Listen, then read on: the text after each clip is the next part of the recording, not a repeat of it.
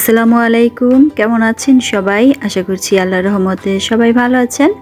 আমরাও আলহামদুলিল্লাহ। সুমাইয়া লাইফস্টাইল ব্লগে আপনাদের সবাইকে ওয়েলকাম করছি। আমি সুমাইয়া চলে এসেছি নতুন আরেকটা ভিডিও নিয়ে।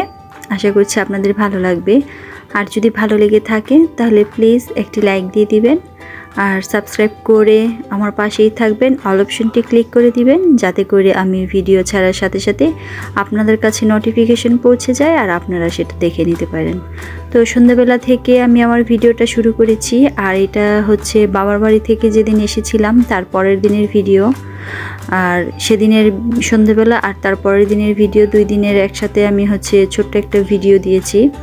তো এখানে সিঙ্গারা নিয়ে এসেছিল গরম গরম, ওইটাই হচ্ছে সবাই একসাথে বসে খাচ্ছিলাম ড্রয়িং রুমে বসে। আর এখানে চলে এসেছি ফাঁকিবাজি বুদ্ধিতে হচ্ছে আপনাদের সাথে চালতার যে আচারটা ওইটা আমি শেয়ার করব। আসলে আপনারা দেখেছেন আমার আগের ভিডিওতে আমি যখন আসবো তখন কিন্তু ওই যে আমাদের বাসা থেকে হচ্ছে চালতা নিয়ে এসেছিলাম কেটে, তো ওগুলোই হচ্ছে আমি এখানে একটু আচার দিয়ে নেব আর কি। তো আমার কাছে হচ্ছে গুড় ছিল না, তেমন অল্প একটু গুড় ছিল। আর গুড় ছাড়া কিন্তু চালতার আচারের কালারটা কিন্তু সুন্দর হয় না। তো আমি হচ্ছে সারা বছরের গুড়টা একসাথে সংরক্ষণ করি, গ্রামের বাড়ি থেকে আনাই, মানে আমার এক রিলেটিভের বাসা, ওইখান থেকে হচ্ছে আমরা 3 যা তারপরে আমাদের যে আত্মীয়রা আছে সবাই একসাথে আর কি গুড়টা আনাই। তো এবছর এখনও হচ্ছে পাঠাচ্ছে না, তো এই জন্য গুড়ের পরিমাণ খুবই কম, যতটুকু ছিল অতটুকু আর কি দিয়ে আমি হচ্ছে এখানে গুড়টা আচারটা আর কি বানিয়ে নেব। তো এই জন্য কী করেছি, আমি অল্প একটু চিনি নিয়েছি, ওইটাকে হচ্ছে ক্যারামেল করে তারপরে আচারটা বানিয়ে নিচ্ছি। এতে করে কিন্তু আচারের যে গ্রানটা এটাও ঠিক থাকবে আর কালারটাও সুন্দর আসবে। কালার সুন্দর না আসলে কিন্তু খেতে, মানে দেখতে ভালো না লাগলে কিন্তু খেতেও ভালো লাগবে না। তো সেজন্য আমি চিনিটাকে হচ্ছে ক্যারামেল করে তারপরে দিয়ে দিয়েছি। এই যে দেখেন এখানে কিন্তু খুব সুন্দর কালার হয়েছে। আর এখানে শুকনা মরিচের গুঁড়া আর ধনিয়া আর 5 ফোড়নের গুঁড়া একসাথে করে আমি দিয়ে দিলাম। আর লবণটা হচ্ছে টেস্ট অনুযায়ী দিয়ে নেবেন দেখে।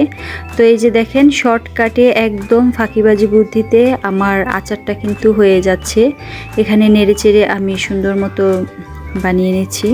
আসলে খুব ব্যস্ত আছি, এজন্য ভিডিও আপলোড করতে পারছি না। ছোট্ট একটা ভিডিও হচ্ছে আপনাদের সাথে শেয়ার করলাম।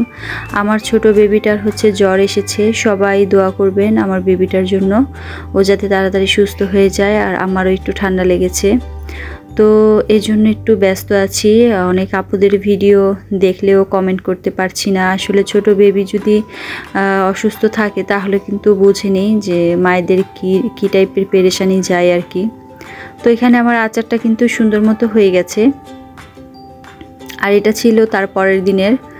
আমি এখানে সকালের নাস্তা নিয়ে নিয়েছি একদম সিম্পল, পাউরুটি নিয়েছি, দুধ চা আর একটা কলা নিয়েছি। আর ওই যে বাসা থেকে যে মেহেদি এনেছিলাম ওইটা হচ্ছে হাতে পরেছি, আপনারা হয়তো বা খেয়াল করেছেন। তো এই যে এখানে আমি নাস্তাটা করে নিচ্ছি সকালবেলা, সিম্পল নাস্তাটা সবাই করে নিয়েছে।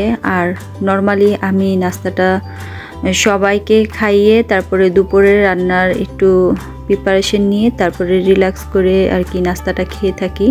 তাড়াহুড়া করে খেতে আমার ভালো লাগে না। আর এখন তো দেখা গেছে সব সময় যে রিল্যাক্স করে খেতে পারি তেমনটাও না, যখন সময় সুযোগ পাই তখন এই সুযোগটাকে কাজে লাগাই। তো এই যে এখানে খেয়ে নিচ্ছিলাম নাস্তাটা। আর আমার অনেক ভিডিও জমে গেছে, হয়তো বা আগে পরে হতে পারে, তো আপুরা প্লিজ ক্ষমা সুন্দর দৃষ্টিতে দেখবেন, কেউ কিছু মনে করবেন না। আর আমি চেষ্টা করছি সবার ভিডিও দেখার কম বেশি, আর দেখলেও আমি কমেন্ট করতে পারছি না। প্লিজ আপুরা তোমরা কেউ রাগ করো না আর একটু বুঝো। তো এরপরে দুপুরবেলা হচ্ছে আমি এখানে খিচুড়ি রান্না করেছিলাম, ভুনা খিচুড়ি, আর রান্না করেছিলাম মুরগির মাংস। এই যে তো আমার হাজবেন্ড আর হচ্ছে আমার বড় ছেলে কিন্তু খেয়ে নিয়েছে।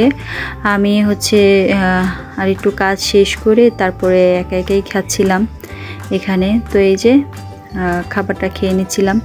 আর খিচুড়িটা সেদিন অসম্ভব মজা হয়েছিল, একটু বেশি করেই করেছি যাতে করে রাত্রে আর কিছু না করতে হয়, কারণ এখন বারে বারে খাবারের ঝামেলাটা করতে পারছি না। তো এই যে এখানে মজা করে খেয়ে নিচ্ছিলাম, খুব মজা হয়েছিল। তো সবাই ভালো থাকবেন, আজ এই পর্যন্তই, আল্লাহ হাফিজ।